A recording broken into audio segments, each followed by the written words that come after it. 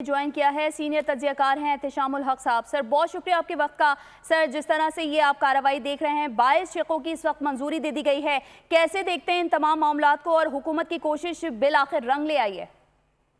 देखिए जी, बिल्कुल इसमें कोई शक नहीं है कि जिस अंदाज से महीना सवा महीना हो गया था कि हुकूमत मुशावरत करके इत्तफाक राय हासिल करना चाहती थी, तो आप देखते हैं तकरीबन सारी पार्टियों ने, इवन पीटीआई ने भी इस पर एग्री किया।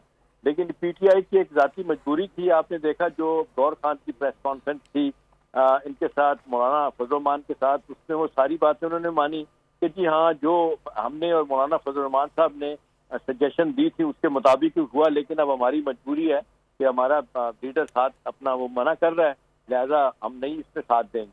तो एक लिहाज से तो बड़ा अच्छा है कि जी पीटीआई भी उस तरह ऑन बोर्ड थी और पीटीआई ने बुनियादी तौर पे उन शिकों से इत्तफाक किया जो मौलाना फजल रहमान साहब ने पेश की थी, और जो उनका ख्याल था कि जी जो सख्त शिकें थी हमने निकाल दी, जिसमें वो कहते थे जी काले नाग का जहर भी निकाल दिया।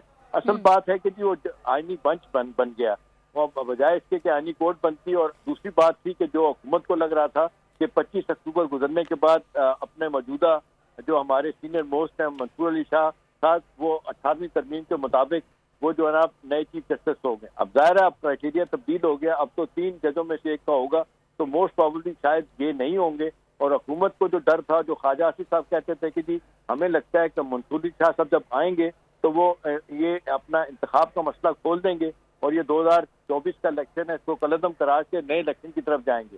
तो जाहिर है उस लिहाज से कहा जाता है कि अगर इस निज़ाम को चलना है तो इसके लिए बहुत जरूरी था कि इनकी कंटिन्यूएशन रहती है हुकूमत की, तो वो उस लिहाज से हुकूमत कामयाब रही है। एक चीज भारत जो लग रहा था कि जो एक इन्होंने बिलावल भुट्टो ने भी कहा था कि जी हमें करना पड़ा तो बिलडोज भी करके कर देंगे, जैसे भी है। उस लिहाज से बड़ा अच्छा हुआ कि एक इत्तफाक राय एक मेजर इसमें हो गया।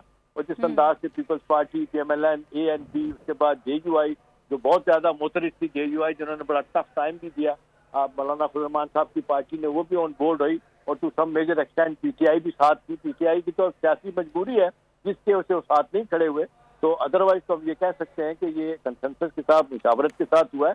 और इसमें बार काउंसिलों के नुमाइंदे भी इसमें शामिल हैं और इसमें बहुत से हवालों से एक तरह का सिविल सोसाइटी का भी देखते हैं, उनका भी इनपुट किया गया। बाकी जो हमारे सियासी अशराफिया वो तो थी।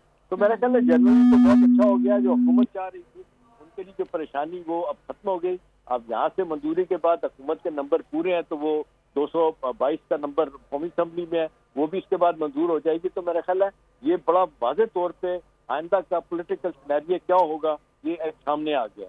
और ये जो लोग कह रहे थे कि शायद ये हुकूमत चली जाएगी, चलना मुश्किल होगा, वो वाकईतन मुश्किल हो जाना था अगर मंसूर अली शाह साहब आ जाते। और जो हुकूमत के फियर थे और पीपल्स पार्टी के फियर थे कि इस हुकूमत के लिए मुश्किलात हो सकती थी, जाहिर है उससे तो अब निकल आए। और बहुत से मानों से यही कहा जा रहा है कि अभी अपनी टर्म पूरी करेगी अनलेस जब कोई बहुत बड़ा अपसीवल हो जाए।